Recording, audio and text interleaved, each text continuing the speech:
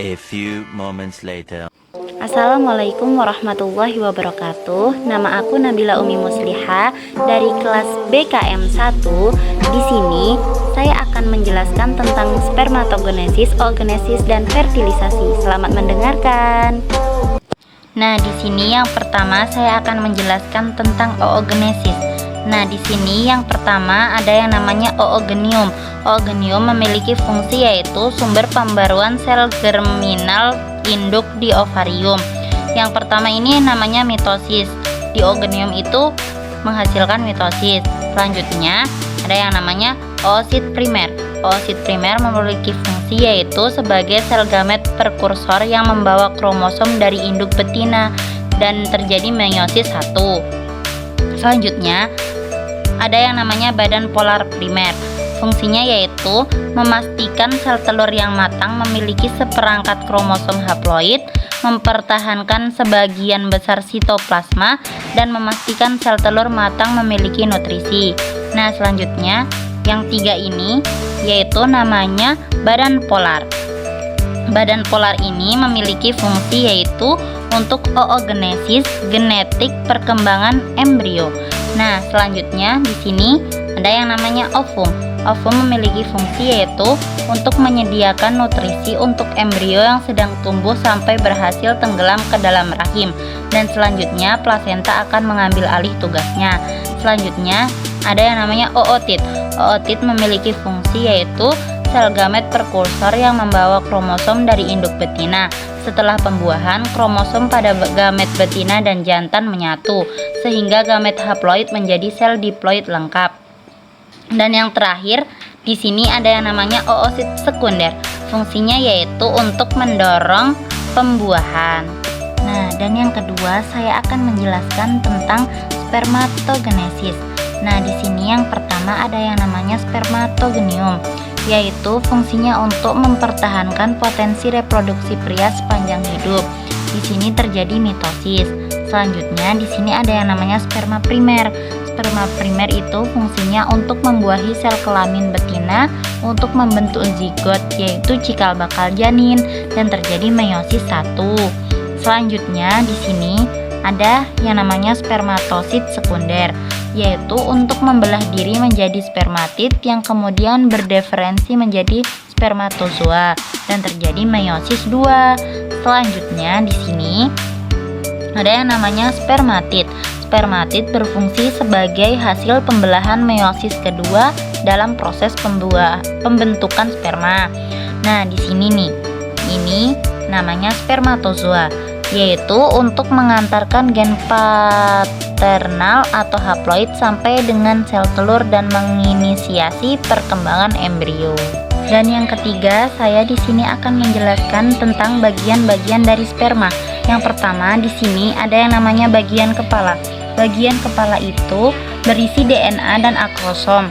Akrosom mengandung enzim yang membantu sperma menembus sel telur. Bentuk kepala sperma yang sehat lancip seperti kacang almond. Dan di sini ada yang namanya bagian tengah. Bagian tengah itu berisi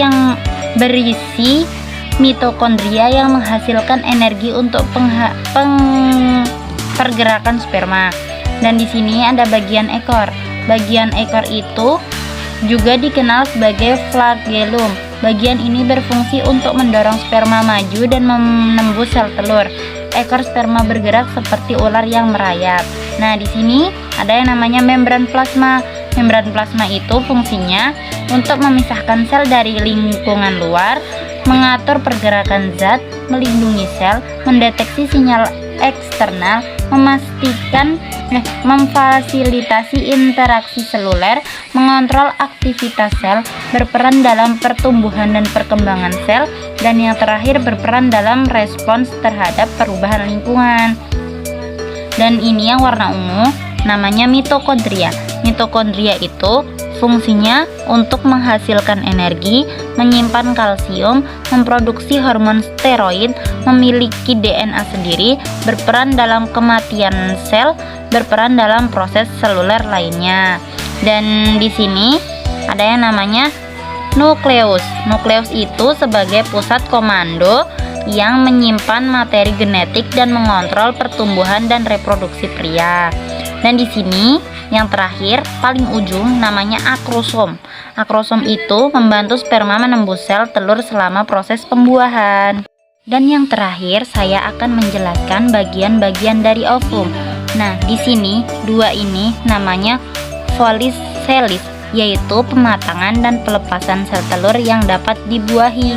Dan di sini ada yang namanya corona radiata, yaitu untuk menyediakan zat gizi, pengaturan serta protein eksogen untuk oosit. Dan di sini ada yang namanya nukleus, yaitu sebagai pusat komando yang menyimpan materi genetik dan mengontrol pertumbuhan dan reproduksi sel. Nah, di sini yang warna merah ini namanya sitoplasma, yaitu pelarut untuk semua protein dan senyawa di dalam sel. Selanjutnya di sini yang namanya zona pelusida. Fungsinya yang pertama untuk melindungi sel telur, embrio dan oosit selama perkembangan, mengatur interaksi antara sperma dan sel telur yang berovulasi, membantu pembuahan spesies tertentu dan mencegah perkawinan silang, membantu mencegah polismia, yaitu kondisi ketika beberapa sel sperma yang membuahi sel telur. Yang terakhir memungkinkan blastokista atau kumpulan sel yang tumbuh keluar dari zona pelusida untuk menempel pada dinding rahim. Dan yang di sini ada yang namanya periphelin spas. Fungsinya yang pertama penghambatan polispermia, reaksi zona, dan penyuntikan vektor virus. Di sini ada juga yang namanya plasma membran, yaitu berfungsi untuk memberikan perlindungan bagi sel. Dan yang terakhir ada yang namanya nukleus, yaitu fungsi utamanya untuk memproduksi dan merakit ribosom sel. Terima kasih telah menyaksikan. Sampai jumpa.